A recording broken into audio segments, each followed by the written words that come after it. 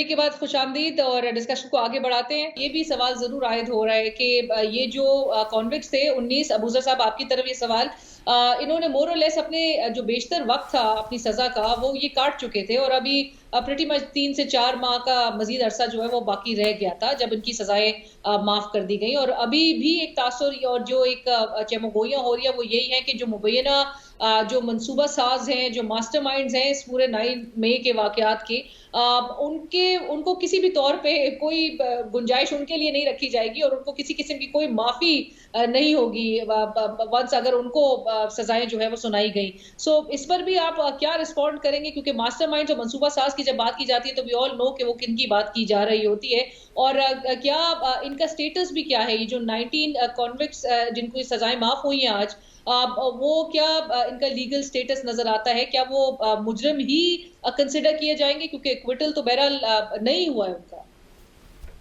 देखिए पहले सवाल आखिरी का जवाब दे दूं। मंसूबा साज की जहां तक बात है, ये मैं सुन रहा तो काफी अरसे से हूं और आपको भी पता है रिफर ये नॉर्मली खान साहब की तरफ इशारा किया जा रहा होता है।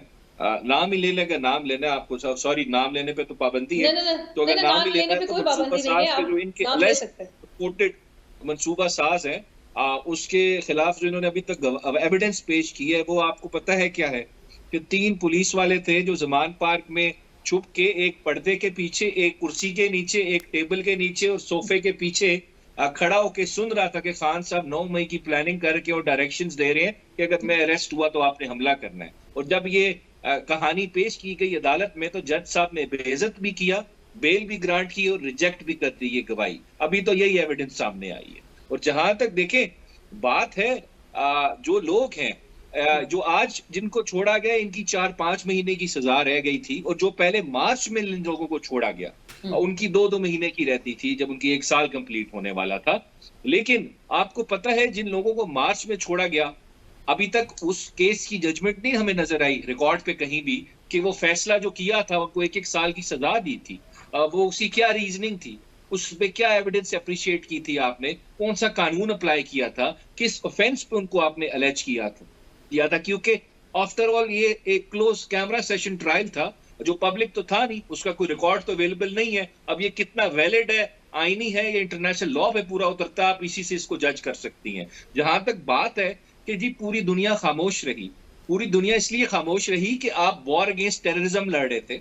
आपने वहां पे टीटीपी के लोगों को मिलिट्री कोर्ट्स में ट्राई किया, लश्कर जंगवी के लोगों को ट्राई किया, बैंड मिलिट्री मिलिटेंट आउटफिट्स के लोगों को ट्राई किया, तो दुनिया खामोश इस वजह से रही। लेकिन जब आपने 2010 में इंटरनेशनल ICCPR साइन भी किया जिसके आर्टिकल 14 का आपने जिक्र किया, आपने रेटिफाई किया उसको, तो उसके बाद आपकी इंटरनेशनल ऑब्लिगेशंस भी थी। प्लस आप यहाँ पे हसान नियाजी एक लिंकन जिनका बैरिस्टर है उसको ट्राई कर रहे हैं मिलिट्री कोर्ट के अंदर, यहाँ पे आप स्टूडेंट्स को ट्राई कर रहे हैं, सॉफ्टवेयर इंजीनियर्स को ट्राई कर रहे हैं, पीटीआई के लोगों को ट्राई कर रहे हैं जो पॉलिटिकल पार्टी के लोग हैं। क्या इमरान खान की हुकूमत में मियां नवाज शरीफ का मिलिट्री कोर्ट में ट्रायल हुआ है या बिलावल जरदारी का ट्रायल हुआ है या उसकी किसी पार्टी के शख्स का ट्रायल हुआ है? नहीं, वो सब टेररिस्ट थे जो आपके मुल्क के जो फौज के लोग थे, आपके मुल्क के सिविल अदारों के लोग थे, उन पे हमला करते थे, उनको शहीद करते थे, सुसाइड बॉम्बर्स थे वो लोग, ये टेररिस्ट नहीं थे। इस वजह से आप पे क्रिटिसिज्म आ रहे पूरी दुनिया की तरफ से कि आप ये गैर आईनी काम कर रहे हैं और इंटरनेशनल ऑब्लिगेशंस जो आपकी हैं, जो आप साइन कर चुके हैं, रेटिफाई कर चुके हैं, उनकी भी वायलेशंस कर रहे हैं इस तरह के सिविलियंस का मिलिट्री कोर्ट में ट्रायल करके। तो सुप्रीम कोर्ट की जहां तक बात है, सुप्रीम कोर्ट का 5 मेंबर बेंच जो अभी इसने डिसीजन दिए, जो पहले हाफिज साहब ने जिक्र किया, पिंडी बार एसोसिएशन केस का जिक्र किया 2015 का, उसमें सुप्रीम कोर्ट की लार्जर बेंच ने जब होल्ड किया फुल कोर्ट में से 2-3-4-5 जजेस ने डिसएग्री किया, उन्होंने कहा जी मिलिट्री ट्रायल कॉन्स्टिट्यूशनल है, तो वो बेसिकली 21वीं आईनी तरमीम की वायरीज ही चैलेंज हुई थी जिसपे उन्होंने कहा था ठीक है एक्स्ट्राऑर्डिनरी सर्कमस्टांसेस है, वॉर अगेंस्ट टेररिज्म है, तो हम इसको अलाउ कर रहे हैं एक पैरेलल जस्टिस सिस्टम को। लेकिन कौन लोग थे वो टेररिस्ट थे, वो बैंड आउटफिट्स के लोग थे, उनको ट्राई करने के लिए सुप्रीम कोर्ट ने उसको वैलिडेट किया था। सुप्रीम कोर्ट ने इसलिए वैलिडेट नहीं किया था कि उसमें आप हसान नियाजी का ट्रायल करें जो बैरिस्टर है लेकिन जिनसे पढ़ के आया है, या वो और पढ़े लिखे लोग 16-17 साल के बच्चे भी थे इस वक्त कस्टडी में, उनके भी ट्रायल हुए, तो उन लोगों को आप ट्राई करें जो आम शहरी है, पाकिस्तानी है, लॉ अबाइडिंग सिटीजन है, जिनको आपने विदाउट इंडिपेंडेंट फोरम इन्वेस्टिगेट करके सजा दी है, जिसको हम नहीं मानते। ये जो अबूजर सलमान याजी साहब कह रहे थे कि मार्च में भी आपने जिनको रिलीज किया, जिन्होंने 1-1 साल का अरसा ऑलमोस्ट काट लिया था सजा का, उनकी कभी भी जजमेंट जो है वो फैसले सामने नहीं नजर आए, तो ट्रांसपेरेंसी पे तो इटसेल्फ बहुत बड़ा सवाल आयद हो जाता है कि क्या फैसले, किन बुनियादों पे आपने सजाएं दी, और अभी भी आपने जिनको माफी दी है।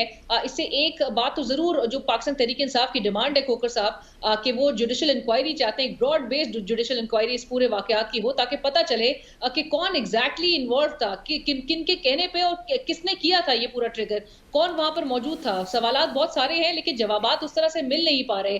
आपके ख्याल में ये क्या बाकी में इस ट्रांसपेरेंसी पे इस तरह के सवालात तो अभी मजीद भी उठेंगे?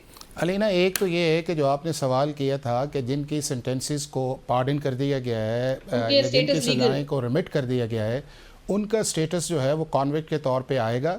और इसी तरह आता है कि जिस तरह प्रेसिडेंट आर्टिकल 45 के अंदर एक्सरसाइज करता है ईद के ऊपर या मुख्तलिफ छुट्टियों के ऊपर जो है वो नेशनल हॉलीडेज़ पे करता है, तो उससे सेंटेंस तो कम हो जाती है, यानी कि आपका जेल पीरियड कम हो जाता है, बट आपकी कन्विक्शन जो है वो स्टैंड करती है। और इसी तरह ये भी जो आए हैं इनकी कन्विक्शन जो है वो स्टैंड करेगी। दूसरा ये है कि जिस और हाफिज साहब कन्विक्शन के बावजूद, मतलब कन्विक्शन स्टैंड भी करेगी, और आज जब वो बाहर भी नजर आए तो आपकी भी नजर से वो वीडियो गुजरी होगी कि वो नारे इमरान खान साहब की हक में उसी शिद्दत से लगा रहे थे। नहीं, देखें, मैं आपको चीज़ एक बताऊं कि एक है लॉ की एप्लीकेशन और एक है आपका पॉलिटिकल नैरेटिव जो है। अगर पीटीआई जो है इस नैरेटिव को लेकर चलती है कि एज ए पॉलिटिकल पार्टी जो है ये रिएक्शन किया है पाकिस्तान के इस्टेब्लिशमेंट के इन इंस्टॉलेशंस के ऊपर, तो मैं ये समझता हूँ कि ये बहुत बड़ा जो है इनके लिए आगे जाके लीगल चैलेंज आएगा। चूँकि इंडिविजुअल एक्ट्स को जो है वो अगर पार्टी की पॉलिसी आप कर देंगे तो झगड़ा तो यही स्टार्ट हो रहा है ना। जो आपकी पॉलिटिकल बहस चल रही है वो यही चल रही है कि जी क्या पीटीआई ने जो है एज ए पार्टी के तौर पर रिएक्ट किया है या इंडिविजुअल रिएक्ट किया है, और अगर एज ए पार्टी के रिएक्ट किया है तो फिर फॉर्मर प्राइम मिनिस्टर के लिए चैलेंजेस जो बढ़ जाएंगे। दूसरा ये है कि बात जो है वो अभी चल रही है, वो इसलिए चल रही है इस चीज़ के अंदर कि जिस तरह अभी भी आपने कहा कि एक शख्स है, उसकी सेंटेंसेस को रिमिट कर दिया, वो घर आ गया है। अगर वो ये चाहता है कि मैं उसकी कॉपी लेके कहीं उसको चैलेंज, पहले तो ये है कि जब आप पार्डन लेके आ जाते हैं तो आप किस चीज़ को चैलेंज करेंगे नेक्स्ट फोरम के अंदर, चूँकि मिलिट्री कोर्ट का इंटरनल अपील है। दूसरा ये है कि इस तरह की जितनी भी अलीना सजाएं या सेंटेंसेस आती हैं उसके अंदर अदालत जो है वो रिकॉर्ड देखती है और रिकॉर्ड देख के फैसला करती है। उसके अंदर एविडेंस भी आती है, उसके अंदर आपका जो क्रॉस एग्जामिनेशन है वो भी आता है, उसके बाद सेंटेंसेस की रीजनिंग भी आती है। और अभी आपने देखा कि इस्लामाबाद हाई कोर्ट के अंदर जो नेवल के 5 लोग थे, जो ऑफिसर्स थे या वो जिनको मिलिट्री कोर्ट्स के अंदर ट्राई किया, उनकी पहले सजाएं जो थी वो सस्पेंड कर दी गई, और बाद में इस्लामाबाद हाई कोर्ट ने कहा नहीं आप इसको अलाउ करें, क्योंकि जुडिशल रिव्यू के अंदर आपने देखना है। तो जब आप किसी चीज़ को अपील के अंदर लेके जाएंगे तो अदालत का ये इस्तेहकाक है कि आप देख सकते हैं कि क्या और अगर वहाँ पर भी आप ये समझते हैं कि मुझे वो ग्राउंड या रीजंस जो हैं वो दिखानी जानी चाहिए तो डेफिनेटली वो दिखानी चाहती हैं। अब एक ऐसी चीज़ है कि एक शख्स ने माफ़ी मांग ली, एक ने पार्डन कर लिया, वो घर को आ गया। अब ये है कि हम ये कहें कि जी आप उनकी रीजन जो है वो पब्लिक करें। रीजन तो वो है ना कि जो आपके मीडिया के ऊपर सारे लोगों ने देखी या आपने सोशल मीडिया के ऊपर चलाई या आपके जो लोग थे उनके दोस्तों ने आपकी उस की, लेकिन अल्टीमेटली जो है जो अपनी जजमेंट लिख के देनी है ना। नहीं अब उधर बिल्कुल जजमेंट, मैं ये आपसे ये कहता हूं कि वो जजमेंट लिखी गई होगी ना। देखे ना कि वो नहीं अलीना, ये मुमकिन ही नहीं है। मैं आपको चीज बताऊं कि जब भी मिलिट्री कोर्ट्स के अंदर ट्रायल होता है एक जजमेंट लिखी जाती है। वो मार्च वाली जजमेंट किधर है? नहीं देखे ना, किसी ने मांगी है, किसी ने चैलेंज की है। जो अप्रैल के अंदर भी अबूजर अलीना जिनको रिलीज किया गया था उनकी भी रिमिशंस करके उन्हें कहा था कि आप घर को चले जाए, पार्डन कर दिया गया। अभी भी जो आए उन्हें पार्डन कर दिया। अब जिन 48 के लोग कोर्ट ऑफ अपील के अंदर गए हैं और जब वो मामला हाई कोर्ट के अंदर आएगा तो डेफिनेटली वो कहेंगे कि हमें वो सेंटेंसेस दिखाएं, वो रीजन दिखाएं, और हाई कोर्ट मांगेगी, हाई कोर्ट देखेगी, सुप्रीम कोर्ट देखेगी। तो प्रीमेच्योरली ये कहना कि अभी मामला इंटरनली भी फैसला जो है वो अभी कोर्ट ऑफ अपील तक नहीं गया और हम कहें कि जिन चीजों को पब्लिक करो, और जजमेंट्स कभी भी पब्लिक नहीं होती। उसमें कौन सा हसास चीज है जो आप छुपा रहे हैं? नहीं, मुझे ये बताएं कि क्यों दिखाएं, वजह बताएं ना कि क्या वजह क्या हो सकती है जी। हाफिज साहब पढ़ना चाहिए। नहीं तो आप अप्लाई कर दें ना, वो बंदा जो है वो जाके अप्लाई करे जी मुझे ये जजमेंट चाहिए, तो वो जजमेंट कोर्ट ऑफ अपील है, हाई कोर्ट है। आप और क्या नहीं, और नहीं क्या मुझे ये बताएं कि 1972 से लेके आज तक जो है ये सारी जजमेंट्स पब्लिक ही होती रही हैं, या दुनिया भर के अंदर जितनी मिलिट्री कोर्ट्स के ट्रायल हैं वो इन कैमरा ही होते हैं और उनके जजमेंट्स पब्लिक नहीं होती। जो एग्रीव्ड है वो उसे देख भी सकता है, चैलेंज भी कर सकता है।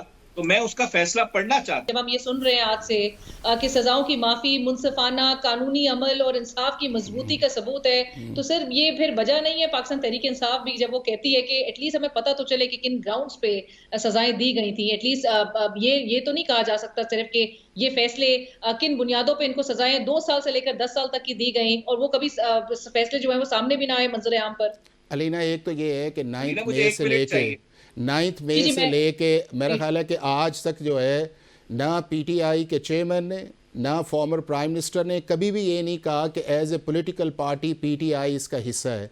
तो जब एज ए पॉलिटिकल पार्टी आप उसका हिस्सा नहीं है, जो इंडिविजुअल्स इनके एक्शन हैं बकौल आपके जो वहाँ पे गए हैं, तो उनके फैमिली या वो लोग जो हैं वो ले लें और आप उन चीज़ों को ले, अगर आप एज ए पॉलिटिकल पार्टी इस चीज़ को क्लेम करेंगे तो मेरा ख्याल ये है कि फिर सीरियस चैलेंजेस आएंगे। मैं यही कहता हूं, हम इसको ऑन नहीं करते, हम ये कहते हैं ये फॉल्स फ्लैग ऑपरेशन था, इसकी इंडिपेंडेंट इंक्वायरी की जरूरत है। इस वजह से हम कह रहे हैं जुडिशियल इंक्वायरी होनी चाहिए। अच्छा अलीना, एक बात ये है कि इस वक्त जो है जो असल इशू है वो ये है कि पीटीआई ये कहती है कि सिविलियंस का मिलिट्री कोर्ट्स के अंदर ट्रायल जो है वो अनकॉन्स्टिट्यूशनल है और ये चीज़ें एंटी टेररिज्म एक्ट के अंदर ट्राई होनी चाहिए।